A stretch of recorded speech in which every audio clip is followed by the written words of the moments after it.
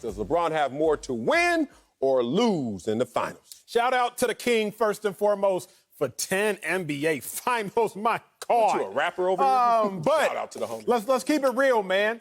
LeBron has more to lose than win right now. And again, as a LeBron fan, I had to go back all weekend, and I was thinking about it. I said, hold on now. He made it, but boy, he better win it. Let's look at LeBron in the finals.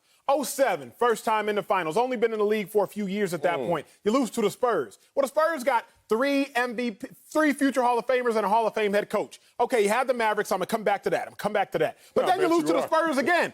Spurs have 4 future Hall of Famers, Hall of Fame head coach. Then you lose 3 times to the Warriors. They got 3 future Hall of Famers, depending on how you want to count it, Hall of Fame head coach. All of those losses, you can kind of be like, okay, you know what? This is excusable.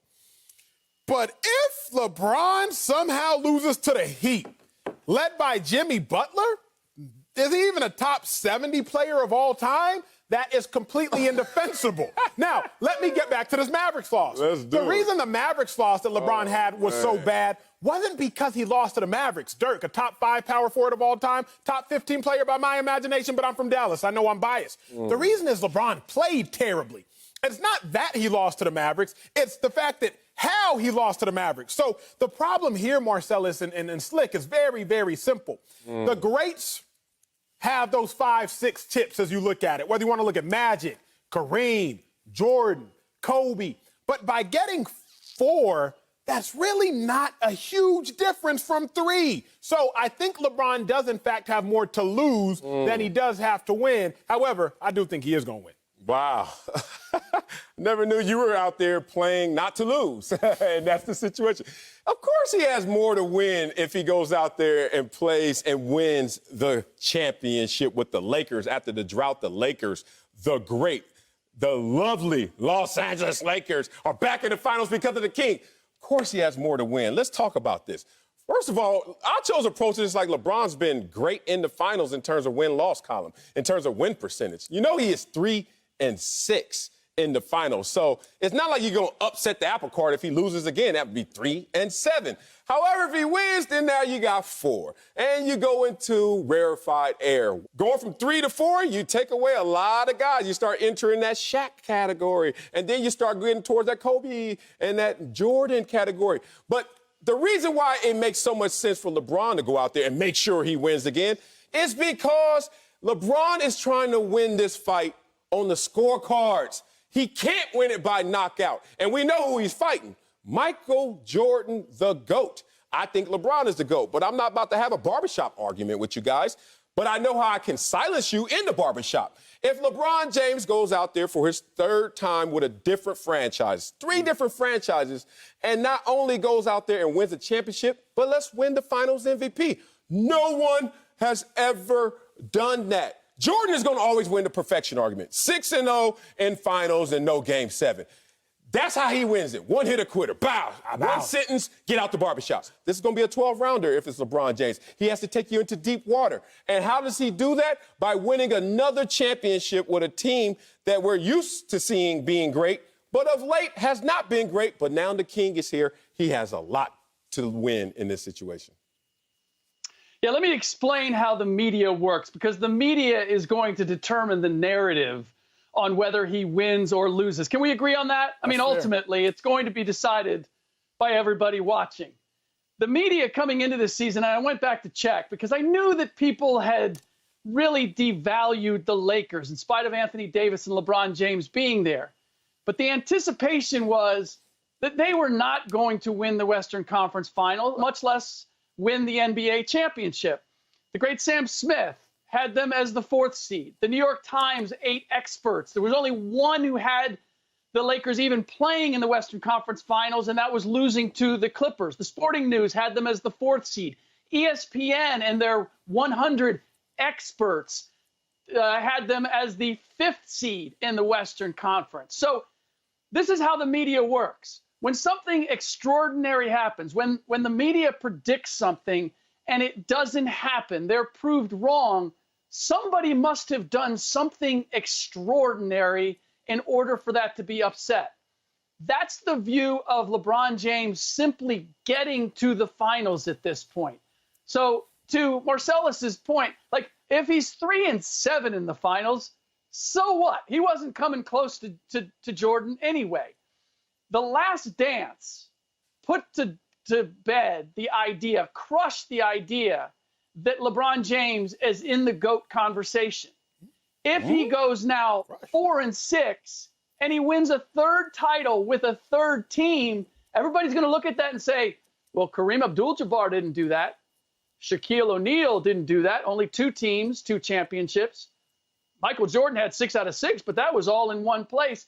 He will suddenly have something that no superstar has ever done, and that is going to relight that conversation about GOAT, which is something that, as of right now, is dead and gone. That's what he has to gain. If he doesn't win, okay, he's just where he is now, a guy who can get to the finals all the time, but not necessarily win. Slick, you said some things I agree with, some things that me and Marcellus was like, raggy? Peanut butter and jelly. I was a little confused, but I don't even know what to dissect, but I'm going to hop in real quick, Slick. I'm a good sandwich maker, brother. I'm going to hop in real quick. LeBron is in the GOAT conversation right now, obviously. The Last Dance was great, but the Last Dance was a little bit fancified. I mean, the Last Dance was phenomenal, but the Last Dance had some extra theatrics. Here's what I will say. What LeBron has done is utterly impressive. I mean, what Jordan did, crazy, obviously. You know, you go 6 for 6, but you're always there with Phil Jackson. LeBron, wherever LeBron goes, whatever LeBron touches, like Midas, it turns to gold. Literally. How you go to a chip with Ty Lue, then you go with Spoelstra, then you come back with Vogel. But that's neither here nor there. Let me say this in a way that everybody can understand. Y'all remember that game, Super Mario Brothers? Oh, I used to love that. Oh, we all used to love it. I used to just be on the... Just the original. Of course. But remember, the final stage, the final level, you had to beat Bowser. You had to. Oh, that was his name? That was it. Bowser. You remember Bowser with the turtle with the red hair? Had to be Bowser. Bowser is Michael Jordan, and LeBron is playing with 1 life left. If LeBron loses his finals, he will be disqualified from the GOAT conversation. Like if you were to lose with 1 life in Super Mario, that's it. You got to turn the game off. That's it. Hand it to little bro, hand it to big bro, hand it to little sister, hand the sticks to big sister. But if LeBron beats this level, he still is just closer to beating Bowser. Because if LeBron gets his 4th chip, he's just closer to catching Jordan. But it's not as though he's going to beat Bowser or beat Jordan on this level. So as I look at it, Marcellus, is very simple. LeBron can disqualify himself from the GOAT conversation right here and now. Sure, he's still in the conversation. But if LeBron loses to the Heat, completely inexcusable. You can lose to the Spurs in 07, that's fine. You can lose to the Spurs with Kawhi plus Pop plus the big 3. You can lose to Steph and KD. You can lose to Steph and Clay and Draymond. But if you lose to Tyler Hero, he's cold, but what is he, 20? If you lose to Bam Adebayo, I rock with him because he's Nigerian, but let's be real. If you lose to Jimmy Buckets, congratulations, but Jimmy Buckets, it's not as if he's a 10, 15-time All-Star. It's inexcusable and indefensible. Acho, I know why you're doing this is because you don't want to use the word asterisk. You don't want to use that word because you can't pronounce that word, but the reality is you're not taking into account the bubble. The bubble creates a built-in excuse rationale as to why LeBron James wouldn't win this.